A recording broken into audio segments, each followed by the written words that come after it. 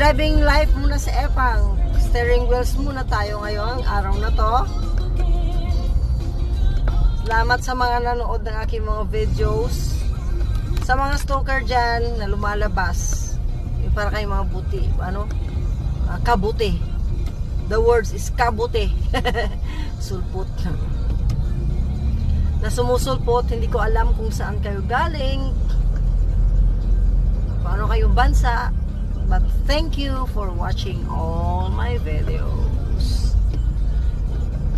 Wala lang, kanina 3 tao ang nagsabi sa akin na sige, i-monetize muna o kaya mag-ano daw, if you're going to pay, then ma-unlock nila yung 60 seconds, 600,000 minutes para ma-unlock ka. Dahil I care naman, no? Lingaw-lingaw lang ning ako niya. Yan, lingaw-lingaw lang ba? Seryoso nyo gid be. Hindi gana ako siniseryoso ni Meta. Siniseryoso nyo gid ang buhay.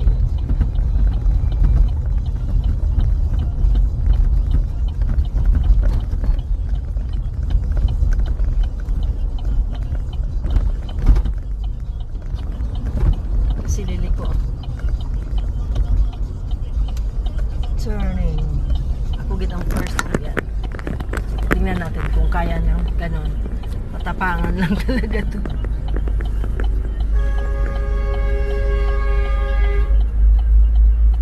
Porkit maliit? Nag-signal lang ako. Porkit maliit? Hintay kapag ako nag-driver ng 10-wheelers, mag-aral muna ako sa States. Tapos gusto ko kasing mag-drive ng mga yung mga malalaking truck. Upo, gusto ko.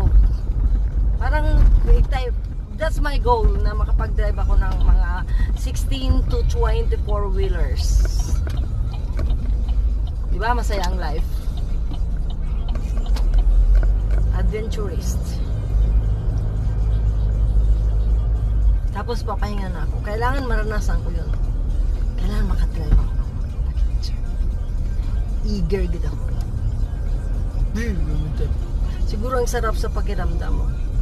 Nung nasa New Zealand ako, nagpunta kami ng New Zealand, tapos may nakita kaming sunog habang kami ay naglalakbay o nagmamasyal doon sa tourist spot nila. Yung needles nila, parang Seattle needles. May pagbaba ayan na, naghura na yung yung fire truck. Kasi siyempre, apuhin ang sunog, putik, pagbaba pagbaba ng driver, sabay tanggal ng alam mo ba kung sino yun? Babae ang driver, ganda pa, salot, no? Sabi ko, pambihira, ganda.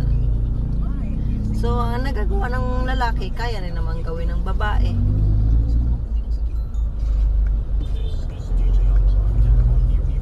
Kaya na ngayon. Bakit? Pareho lang naman tayong kinuha sa tadyang ni Adan. Sa tadyang ni Adan o sa tadyang ni Eva? Hindi ko na alam yun. Sa ganun lang ang buhay. Okay, we're in bed. Ibababa ko na tong dalawang to. Mukhang wala pang parkingan.